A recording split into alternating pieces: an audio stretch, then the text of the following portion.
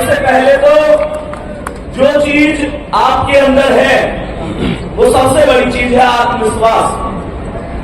जब आपके अंदर आत्मविश्वास है तो दुनिया की कोई ताकत तुम्हें हरा नहीं सकती। रही बात एक दूसरे को गिराने की, तो भाई कोई भी माता पिता या कोई भी पड़ोसी ये नहीं चाहेंगे कि तुम उनकी औलाद से आगे चले जाओ। यहां पर चीजें छीनी जाती है, अपने अधिकार मांगे नहीं, छीन लिए जाते हैं। और दूसरी चीज, ये कंपटीशन का क्षेत्र है।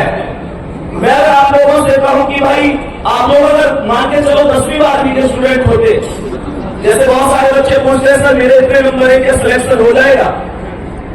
अगर आप 10वीं 12वीं के स्टूडेंट होते तो हम आपसे कहते कि हाँ अगर आपके 33% है तो आपका सिलेक्शन हो जाएगा। मेरे भाई यहाँ कड़वी सच्चाई ये है कि यहाँ आपका सिलेक्शन 40 पे भी हो जाएगा अगर दुनिया के 40 से कम है तो, और यहाँ पर आपका सिलेक्शन 99 पर भी नहीं होगा अगर दुनिया के 100 है तो। डिपेंड करता है कि जिस कंपटीशन में आपने फॉर्म भरा, आपने एग्जाम दिया, आपके साथी विद्यार्थियों ने उसमें कितना स्कोर किया है। मैं बस आपसे एक बात कहूंगा, जब मौका मिला है तो निश्चित रूप से मौका खाली नहीं जाना चाहिए। प्यारे बच्चे, किसी ने कहा है माता न जलेगी रोज तुम्हें, माता न जलेगी रोज तुम्हें, ये दिल भी रोज नहीं होगा, तलवार उठेगी रोज नहीं, ये रण भी रोज नहीं होगा। मिलती न जवानी भिक्षा से, मिलती न जवानी भिक्षा से, तलवार मिली कम मांगे से, प्राणों को प्राण मिला न कभी, यूं बीच बिताकर भागे से। बिन मांगे मोती मिलते हैं, बिन मांगे मोती मिलते हैं, मांगे से भीख नहीं मिलती, मरने को दुनिया मरती है पर रण की मौत नहीं मिलती। मैं तुम लोगों से बस एक चीज कहूंगा, तुम किसी के लिए पढ़ो मत पढ़ो। मेरे दोस्त, एक चीज और मैंने एक बात देखी, अभी की बात है, लगभग मुझे लगता है कि 1 महीना हुआ होगा, एक स्टूडेंट की मम्मी का फोन आया था मेरे पास। मैं तुम्हें ये चीज भी कह के जाऊंगा, पता नहीं कहनी चाहिए या नहीं कहनी चाहिए। एक स्टूडेंट की माता का फोन आया, वो परिचित थी, उनका बच्चा पढ़ा था, तो उनका फोन आया, वो बोली कि बेटा हमारे बच्चे को बस एक बात समझा दो कि वो हम जैसे कभी उसको डांटते हैं ना तो वो कभी तो घर छोड़ के जाने की धमकी देता है, कभी मरने की धमकी देता है, कभी ये सारी चीजें। एक चीज सोच के देखो क्या गुजरती होगी उन माता पिता के ऊपर। मैं तुम्हें यहाँ पर एक छोटी सी कहानी बताता हूँ। एक पिता और उनका बच्चा घर की छत पर एक पतंग उड़ा रहे थे। तो जब वो पतंग उड़ा रहे थे तो बच्चे ने पतंग उड़ाते थे अपने पिता से कहा कि पिताजी अगर हम इस जो ये रील है, जो धागा होता है ना उसका, अगर हम इस धागे को पूरी तरीके से खोल दें तो निश्चित रूप से ये पतंग और भी ऊंचा हो सकती है। तो पिताजी ने कहा बेटा बस इतनी सी बात। तो पिताजी ने रील जो धागा था वो पूरा खोल दिया। निश्चित रूप से पतंग बहुत ऊंची उड़ी, लेकिन वो कुछ क्षणिक समय के लिए और फिर वो नीचे आके गिर गई। मैं तुमको एक बात बताना चाहूंगा, इससे हमें एक शिक्षा जरूर लेनी चाहिए कि ये जो हमारे धर्म के अनुशासन है, गुरुओं की फटकार है, माता पिता का डर है, ये कहीं ना कहीं हमको गलत रास्ते पर जाने से हमेशा रोकता है। हमें उनकी भावनाओं को समझना चाहिए। ये नहीं है कि तुम उनको धोखा देने लगे, इस चीज को समझो। कोई माता पिता ये चाहता है कि तुम जिंदगी में कामयाब ना हो। बताओ मुझे, तुम उस माँ को क्या धोखा देते हो जो माँ अपने बचपन में छिपकली से डर जाती थी, आज तुम्हारी दुनिया की खातिर इस दुनिया के मरण बच्चों से डर दे। तुम उस माँ को क्या धोखा दे सकते हो? अगर उस माँ को देना है तो बस एक चीज देना कि जिस दिन सिलेक्शन हो जाए एक नई साड़ी माँ के लिए ला के देना, जिसे पूरे पड़ोस में चले और कोई उससे पूछे कहां से लाई हो तो वो छाती ठोक के कहे मेरा बेटा पहली सैल नहीं होगा। उस पिता के लिए मेरे दोस्त एक बात बताओ, जब उन्होंने तुम्हारे लिए, जब हम दोनों लोगों ने तुम्हारे लिए किया तो क्या कभी तुम्हारे लिए कोई कमी छोड़ी? कभी भी कोई कमी छोड़ी? अरे हाँ या ना? जोर से बोलो हाँ या ना? तो तुमको कौन सा अधिकार है जिसने तुम्हें राजकुमार की तरह पाला है? आज तुम्हारा बच्चा होना चाहिए राजा की तरह रखेंगे और तुम उसके बुढ़ापे की लाठी बनेंगे। और ये लाठी मजबूत होनी चाहिए।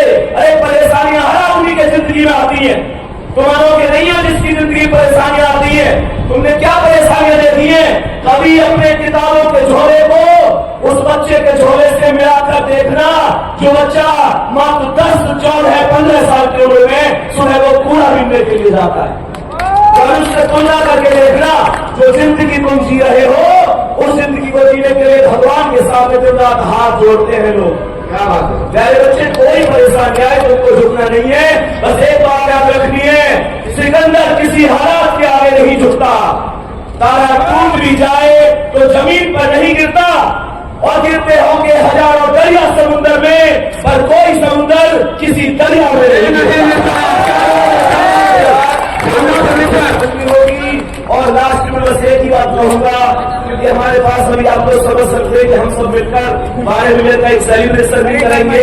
और प्यारे बच्चे, लास्ट में एक चीज कहूंगा, कोई मंजिल नहीं जचती, सफर अच्छा नहीं लगता।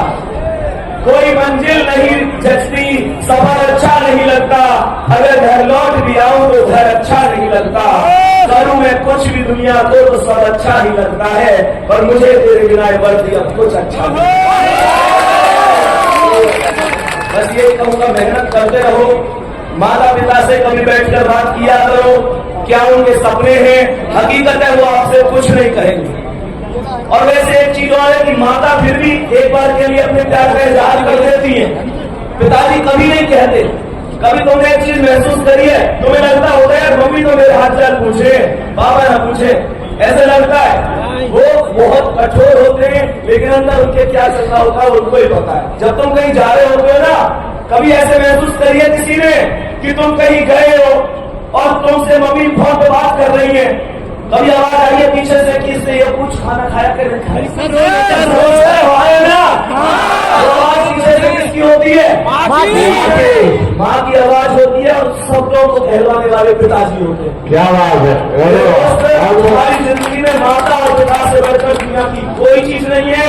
एक दिन ऐसा होना चाहिए जब उनको आप पर गर्व होना चाहिए। निश्चित रूप से ये भर्ती आपकी, ये सिलेक्शन आपके। दूसरी चीज ये है, जो मेहनत करेगा निश्चित रूप से वो आगे जाएगा। मेरे दोस्त, बाकी यही है, कंपटीशन का क्षेत्र है, ना कोई कृष्ण सुदामा है इस क्षेत्र में, ना कुछ है। मैं सच बात कहूँ तो ना जाने कितने दोस्त मुझे भूल गए जो मुझसे ज्यादा कामयाब हो गए, और ना जाने कितनों को मैं भूल गया जो मुझसे कम कामयाब रहे। सब चाहिए, वास्तविकता कोई किसी का नहीं है। मैं तुम्हें एक चीज बताता हूँ, एक जंगल में एक बार दो दोस्त जा रहे थे, और जैसे ही दो दोस्त जा रहे थे वो अचानक से एक शेर आ गया। तो जो पहला वाला दोस्त था वो अपने जूते के फीते टाइट करने लग गया, तो दूसरा वाला बोला, अरे तेज भागने से क्या है, अभी मैं तू टाइट कर भी ले तो शेर से तेज तो फिर भी ना भाग सके। तो उस दोस्त ने कहा, शेर से तेज कौन है भागना, बोलो तो तेज भागना। इसका मतलब क्या है? इसका मतलब है कि आदमी पूरी तरीके से पहले खुद कामयाब होना चाहता है। बिल्कुल सुन रहे हो? अब तुमको ऐसा लगेगा कि भैया तो स्वार्थ की बात कर रहे हैं, ऐसा लगेगा ना, तो भैया तो स्वार्थ की बात कर रहे हैं। मेरे दोस्त, अगर मान के चलो ऑप्शन 2 है, तो मैं चाहूंगा मैं भी कामयाब हो जाऊं, सर भी कामयाब हो जाए। लेकिन अगर ऑप्शन 1 है तो मैं शेर की बात चाहूंगा मैं कामयाब हो जाऊं। और इतना स्वार्थ तो तुम्हें लेना ही पड़ेगा, क्योंकि अब सर की क्या गारंटी, अगर कामयाब हो गए ये मुझे ना भूले तो इस बात को समझो। ठीक है, जय हिंद